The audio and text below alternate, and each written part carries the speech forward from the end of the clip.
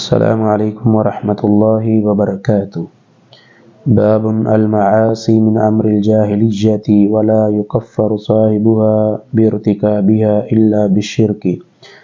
حدثنا سلیمان بن حرب قال حدثنا شعبۃ عن واصل الاہدبی عن المعرور بن سوید قال لقيت ابا ذر بالربزة وعليه حلة وعلى غلامه حلة فسألته عن ذلك فقال إني سببت رجلا فعيرته بأمه فقال لي النبي صلى الله عليه وسلم يا أبا ذر أعيرته بأمه إنك امرؤ فيك جاهلية إخوانكم خولكم جعلهم الله تحت أيديكم فمن كان أخوه تحت يده فليطعمه مما يأكل وليلبس مما يلبس ولا تكلفوهم ما يغلبهم فإن كلفتموهم فعينوهم۔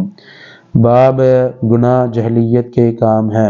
ہم سے سلیمان بن حرب نے بیان کیا، کہا ہم سے شعبہ نے بیان کیا، انہوں نے اسے واصل اہدب سے، انہوں نے معرور سے کہا میں ابو ذر سے ربضہ میں ملا، وہ ایک جوڑا پہنے ہوئے تھے اور ان کا غلام بھی جوڑا پہنے ہوئے تھا۔ میں نے اس کا سبب دریافت کیا تو کہنے لگے کہ میں نے ایک شخص یعنی غلام کو برا بھلا کہا تھا اور اس کی ماں کی غیرت دلائی یعنی گالی دی۔ تو رسول اللہ صلی اللہ علیہ وسلم نے یہ معلوم کر کے مجھ سے فرمایا ابو ذر تو نے اسے ماں کے نام سے غیرت دلائی، بے شک تجھ میں ابھی کچھ زمانہ جہلیت کا اثر باقی ہے۔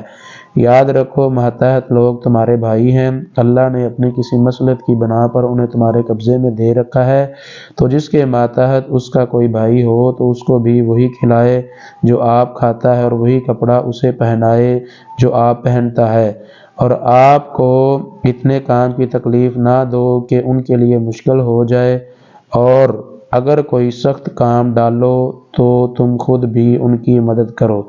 یہ حدیث صحیح البخاری کی حدیث نمبر 31 ہے۔ والسلام علیکم ورحمۃ اللہ وبرکاتہ۔